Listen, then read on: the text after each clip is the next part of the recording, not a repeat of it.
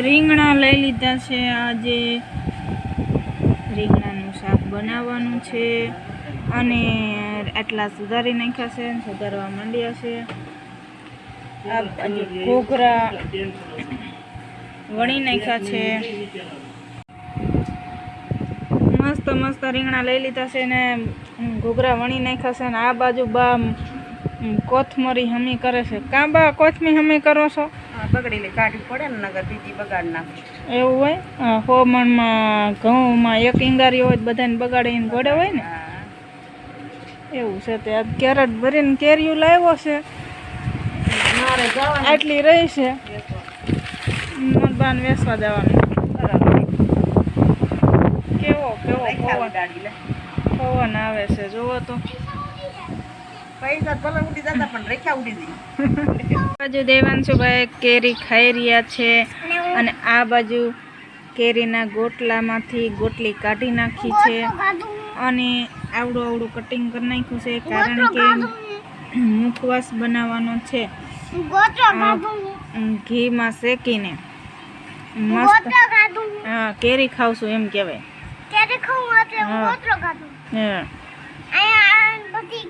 હા, આમાં કેરી છે અને અમારો દેવાંશુ કેરી ખાય છે ને મેં પણ કેરીના ગોટલામાંથી ગોટલી કાઢીને સુધારી નાખું ફટાફટ. આટલી સુધારી છે અને ઘીમાં શેકીને મસ્ત મસ્ત મુખવાસ બનાવવાનો છે. તમને ભાવતો હોય તો પધારજો. અને આ બાજુ રીંગણા સુધારી નાખ્યા છે કમ્પ્લેટ. હવે વઘારવાની તૈયારી છે અને આ બાજુ ઘૂઘરા વણી નાખ્યા છે. અને આજ તો પવન છે મસ્ત મસ્ત, એટલે થોડુંક સારું છે, કારણ કે ગરમી ઓછી છે. ગરમી તો ઘણી છે પણ એમ કે પવન છે એટલે વાતાવરણ થોડું સારું છે. તેલ મૂકી દીધું છે મસ્ત મસ્ત કુકરમાં. આ બાજુ આંબલી બફાઈ ગઈ છે ચટણી બનાવવા. આ બાજુ બળ લઈને આવ્યા છે કોથમીર, ડુંગળી, ટમેટું. આ બધા રીંગણા છે. સુધારો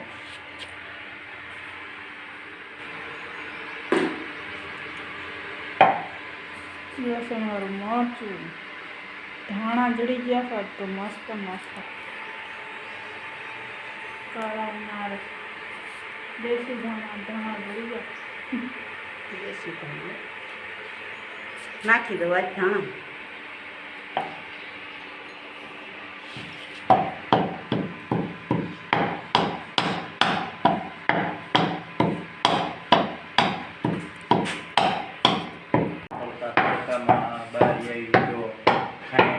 મરચું માંડે છે અને આ બાજુ મસ્ત શબરી ચાલુ કરીને કુકર મૂકી દીધું છે અને રીંગણાના શાક વઘારવાની સંપૂર્ણ તૈયારીમાં. જો મસાલા બધા રેડી થાય તો મસાલા બોલે તો એમાં કંઈ છે નહીં. મસાલામાં ખાલી હિંગ, મરચું ને મીઠું ને ધાણા જીરું એવું છે ને બસ. હા, લીલા ધાણા નાખ્યા ખાંડી. અમારા વાડીના થયા હતા લીલા ધાણા ખાંડી નાખ્યા. લીલા ધાણા ખાંડા લસણમાં ભેગા. તો મિત્રો જો આ મરચું ખાંડ્યું છે લસણવાળું અને એમાં પણ લીલા ધાણા નાખ્યા વાડીના.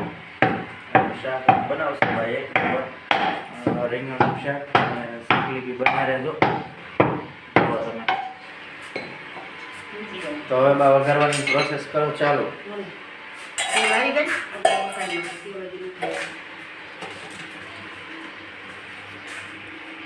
ટમેટું સુધારી રહ્યા છે બા. નાના એવા વાટકો લીધો છે. વાટકો સેટો પડ્યો હાલવાની. આ શું કરવું? કેટલું રૂપાઈ લાવી તો ભૂલી ગયો ભાઈ. તો મિત્રો સૌ પ્રથમ પહેલાં સગડી ચાલુ કરીને કુકર મૂકીને તો તેલ નાખી દીધું છે અને હવે રાઈ નાખવાની છે ને. હા, તેલ આવ્યું છે. તેલ આવી ગયું છે તો રાઈ નાખી દેજો. તો સૌ પ્રથમ રાઈ નાખી દે. હવે નાખશે નહીં.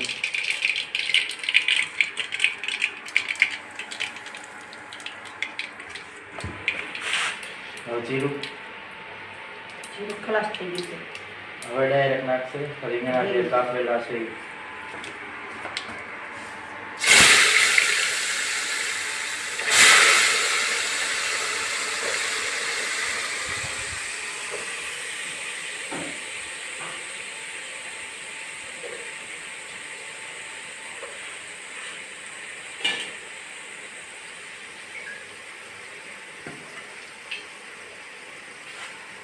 હવે નાખશે ટમેટા.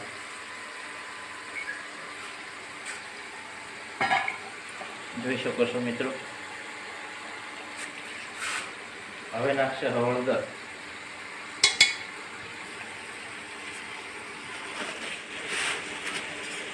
હવે નાખશે રામરસ એટલે કે મીઠું.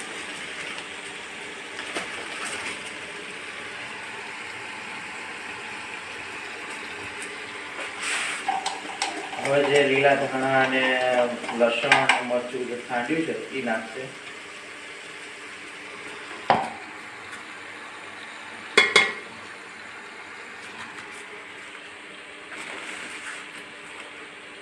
હવે લીલી કોથમરી ડુંગળીનું કટિંગ છે એ નાખશે.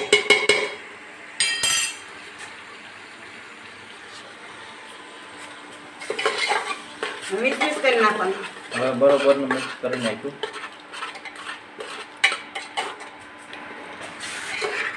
મસ્ત શાક છે રીંગણાનું, મસ્ત લાકડા મસ્ત આવે. તો મિત્રો તમે જોઈ શકો છો અત્યારે જે શાક વઘાર્યું આ રીતને બાએ જો દેશી રીતે શાક વઘાર્યું છે અને તમે શાકનો કલર જોઈ શકો છો.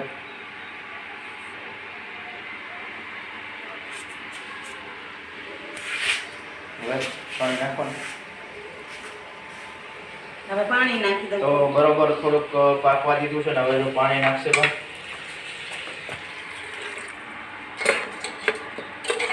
બરાબર સડે એટલું પાણી નાખી દીધું. રસાવાળું બનશે બસાકા. હા, રાગે રાગે રસો બનશે. થોડુંક રસાવાળું બનાવવું પડશે કારણ કે આ ભાઈને છે ને રીંગણાનું શાક રીંગણાનું શાક નથી નથી ભાવતું. એટલે રસો રાખવો પડે. તમે જોઈ રહ્યા છો અત્યાર સુધી જે આ પ્રોસેસ હતી તમને જે શાક કરવાની એ બધી દેખાડી અને દેશી રીતે બાએ શાક મસ્તી રીતે વઘારી નાખ્યું છે અને હવે થોડી જ વારમાં 2 સીટી વાગશે એટલી જ વારમાં શાક મસ્ત બનીને રેડી થઈ જશે અને ત્યાં સુધી બા બીજું કાંઈક કામ કરે છે. ચટણી ચટણી બનાવે બનાવવાની છે. હા. તો મિત્રો આવો છે શાક બનાવવાની રેસીપીનો વિડીયો અને તમે જેટલી બનાવ્યા છો કેમ કે છે ને શાક હજી કેવું બનીને તૈયાર થાય છે એ પણ તમને બતાવશું.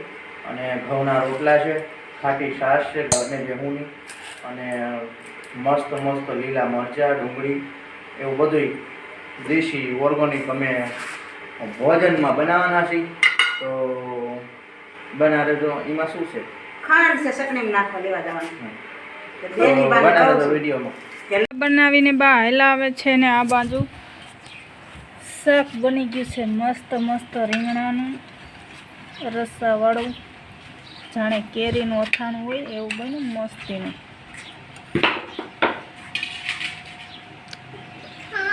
શાક બની ગયું રસાવાળું મસ્તીનું. આમાં બાપુજીનું શાક છે. શાક મસ્ત બની ગયું છે. પધારો અમારા બ્લોગમાં.